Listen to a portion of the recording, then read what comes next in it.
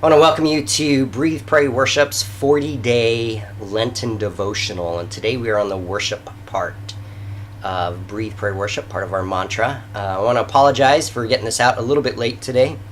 My daughter and wife have been suffering the crud that's been going around, and it finally caught up to me, and I spent the last 2 days pretty much just in and out of bed, taking medicine and fluids and blowing my nose a lot. So hopefully I'll be coherent enough to get this out for you. The question, though, for today that I want to ask is it hypocritical to worship God when you don't feel like it? All right, so first of all, I'm not talking about wearing a mask, right? I'm not talking about being fake or, you go to church and everything's a wreck in your life and somebody walks up to you and asks, oh, how are you doing? So you use the church 4-letter F word, which is fine. And you're just like, oh, I'm fine. Everything's fine. My life is perfect because I'm a church goer. I'm not talking about that. But I'm talking about like in moments when we're just so distraught, right? And things aren't going well. We're facing some sort of emotional turmoil or challenge or whatever. Maybe we got a bad diagnosis, in the midst of separation, just had a big fight with our kids, just got laid off, like whatever the trauma is, right? Even sometimes just dealing with our own shame and guilt can be traumatic. And we just don't feel like it. Am I being a hypocrite if I still worship God?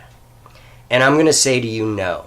I actually think it's really healthy and helpful to worship God when you don't feel like it. A couple reasons. One, I think sometimes we get too focused on the crud in our life. If all we are is we're focused like, oh, this is piling on, and bills and health and relationships and this, and all we're doing is focusing on the crud, then we can't see anything else. We can't see a way out. We can't see answers or solutions. We have no hope. And we're just piling misery on misery and distraught upon distraught, and we become hopeless. And I think that's a bad spiral. But to be in a spot, and for myself, when I went through my separation, I'm going to tell you, I did not feel like worshiping God. But I really knew I needed to. I've seen too many people in years of ministry just really tank after some sort of traumatic event, and I didn't want to be that person. I was just too determined to get healthy for me, and get healthy for my kids was really the more motivating piece. And so I just knew I needed to press into God, and so I remember, like, not feeling any, ooh, I just love Jesus, or nothing of joy on the inside. And just pressing in and trying to worship God, to say words. And I think there's a good part because it shifts our focus, right? Our focus isn't here, but now we're becoming intentional about something else. We're becoming intentional about pressing in. And I want to read this passage to you because I think there's a lot going on here in Psalms 40. And I'm just going to read the first 3 verses. Psalms 40, it says, I waited patiently for the Lord. He inclined to me and heard my cry. He drew me up from the pit of destruction and out of the miry bog, and set my feet upon the rock, making my steps secure. He put a new song in my mouth, a song of praise to our God. Many will see and fear and put their trust in the Lord. So, right, there's a ton going on here. First, it starts with this phrase, like, I waited patiently for the Lord. Right? So he's waiting. What posture? When things are really going cruddy, what posture do we take? And I know I don't want to sound holier than thou or like I had all my stuff together, because there definitely are moments where I've just railed against all the things. But we can't stay there. And if we can shift our posture to a little bit where we're focusing on an outside source of hope. And it says, I waited patiently for the Lord. And he inclined to me and he heard my cry. But then here, check this out. In verse 2, it says, he drew me out of the pit of destruction.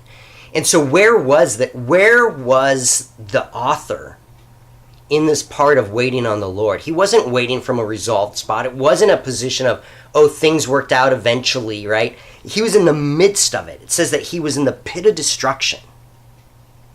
And that was the starting part of where he was waiting on the Lord in the pit of destruction.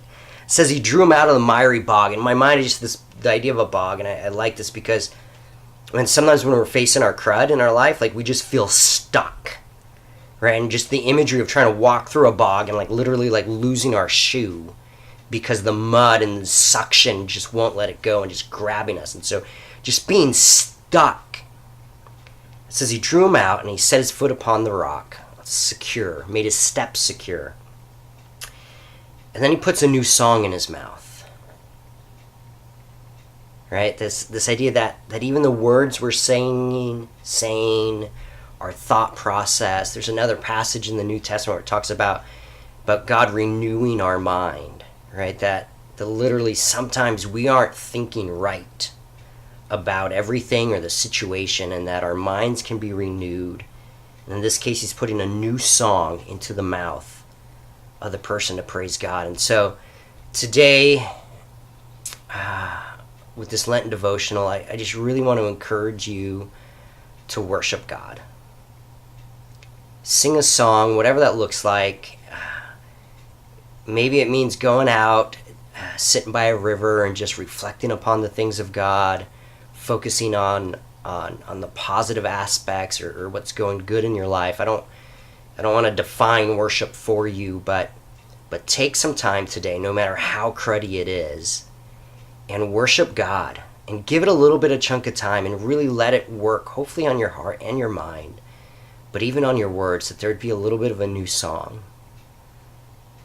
My prayer for you today really is that no matter where you are, what you're going through, that you would find some hope.